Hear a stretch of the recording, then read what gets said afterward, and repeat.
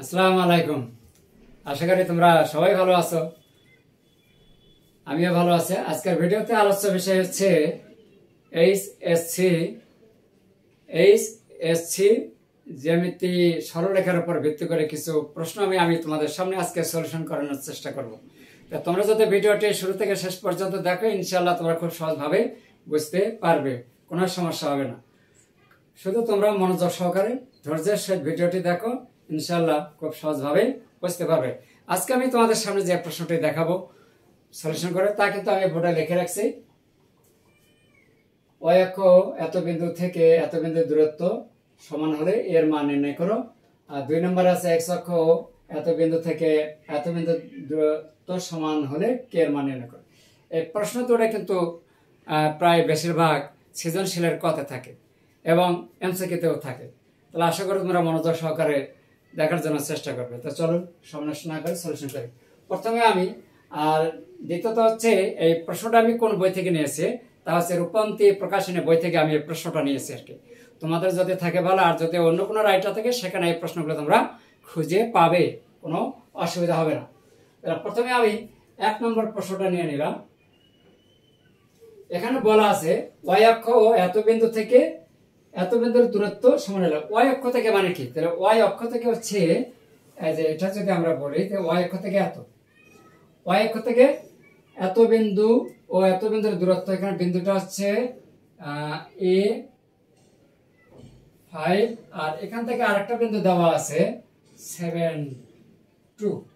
তাহলে আমরা চিত্র থেকে যদি একটু তাকাই, তাহলে ওয়াই অক্ষ এটা, তাহলে ওয়াই অক্ষ থেকে এত বিন্দু দূরত্ব কি বলা যাবে?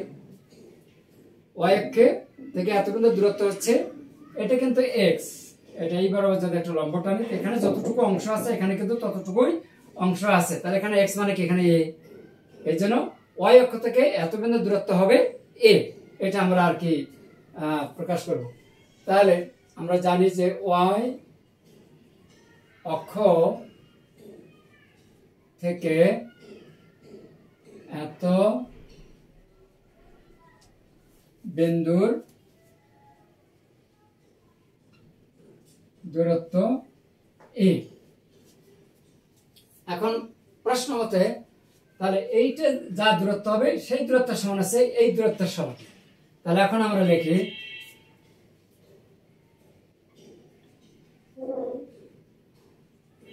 2 ও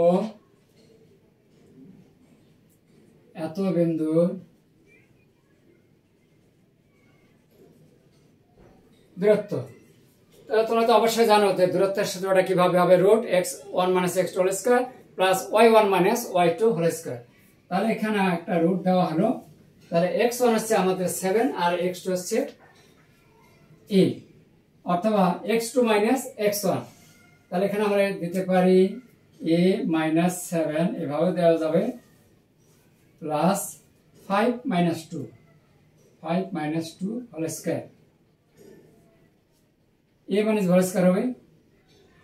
তাহলে a স্কয়ার মানে সূত্র একটু, আর 7 7 গুণ 14, a প্লাস 7 7 49, প্লাস 5 থেকে 2 বাদ দিলে 3, তারপর স্কয়ার করলে 9। তাহলে পাওয়া যাচ্ছে a square minus 14a plus 9 9 18 58। এখন এই দূরত্বের মান আমাদের এখানে দেওয়া আছে শর্ত মতে।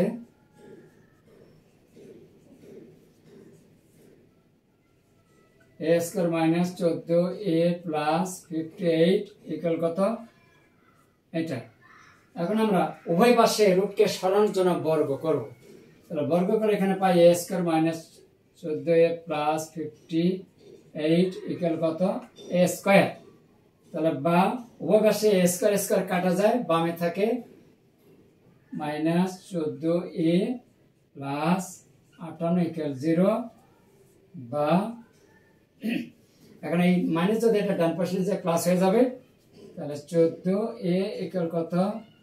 58, বা a ইকুয়াল হচ্ছে 58 ভাগ 14 সমান কত আসে? 2 দিয়ে কাটলে 29, আর এখানে 2 দিয়ে কাটলে 7। এখানে কি বলা হয়েছে যে এর মান নির্ণয় করো, কিন্তু আমাদের এখানে এর মানটা হয়ে গেছে। এটাই ছিল আমাদের 1 নম্বর প্রশ্নের সমাধান। আশা করি তোমরা বুঝতে পেরেছো। কিন্তু পরেরটাও কিন্তু 1 নম্বর হয়ে গেল। এর পরেরটা 2 নম্বর কিন্তু ঠিক একই নিয়ম। এখানে বলা আছে x অক্ষ থেকে, তাহলে x অক্ষ থেকে কিন্তু এটা পরবর্তী চিত্রটা চেঞ্জ করে দিচ্ছি। তাহলে এখন y অক্ষ থেকে আমরা জানি এত বিন্দু দূরত্ব হবে a, যে আমার এখানে a দেওয়া আছে, তার যেহেতু এটা x স্থানাঙ্ক, এই জন্য আমরা এখন দুটো বিন্দু আছে এখানে 7 2 আর একটা আছে a5, এই দুই বিন্দুর দূরত্ব বের করে নিয়ে আসলাম। এই দূরত্বের সমান আমরা কি লিখবো, পরম মান a। এখন রুটকে সরানোর জন্য উভয় পাশে বর্গ করলাম, a square minus 14a plus 15a equal কত, a স্কয়ার, উভয় পাশে a স্কয়ার কাটা, মাইনাস 14 প্লাস কত 58। এখন এটা ওই পাশে গেলে মাইনাস হবে, মাইনাস মাইনাসে কাটা 14 ইকুয়াল কত 58, আবার 58 ভাগ 14 দুই দিয়ে কাটলে 29 বাই কত 7। It is answer. এটা ছিল আমাদের এর সলিউশন। এরপরে আমরা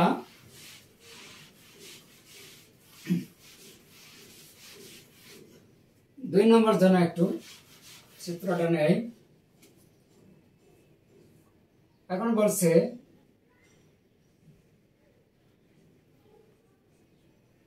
x y, এখন বলছে এখানে x অক্ষ থেকে, তো x অক্ষ থেকে এখানে আরেকটা বিন্দু দূরত্ব হচ্ছে x অক্ষ থেকে, বিন্দুটা আসবে এখানে x অক্ষ থেকে, তাহলে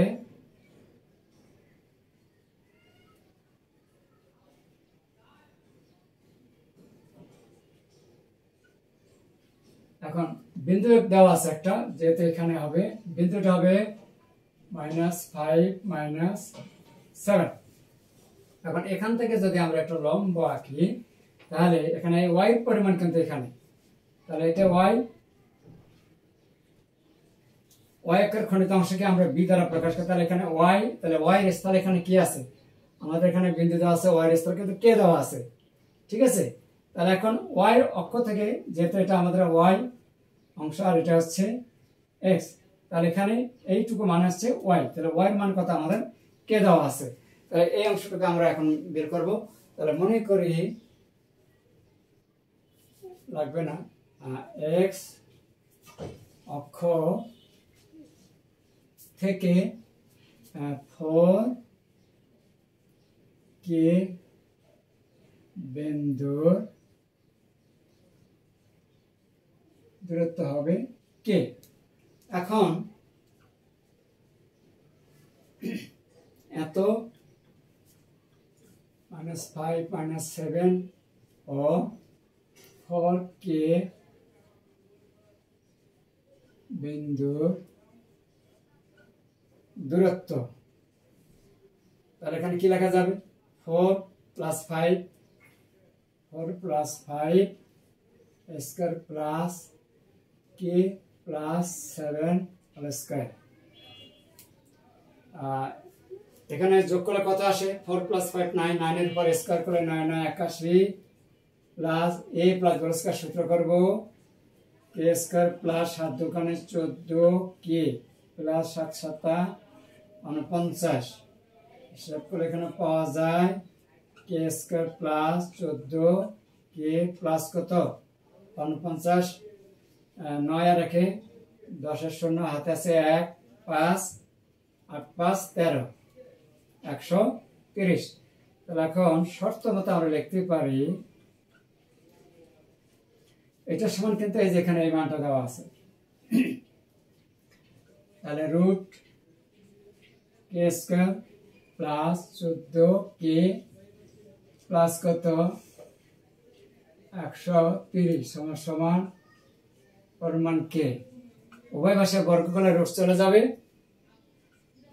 k square plus 14k plus 130 equal কত k স্কয়ার, উভয় পাশে k স্কয়ার কাটা 14k ইকুয়াল কত -130, বা k ইকুয়াল কত -130 ভাগ 14 সমান সমান 2 দিয়ে কাটলে -6 ওখানে 12 5 নিচে থাকবে 7, অতএব k হচ্ছে -65/7।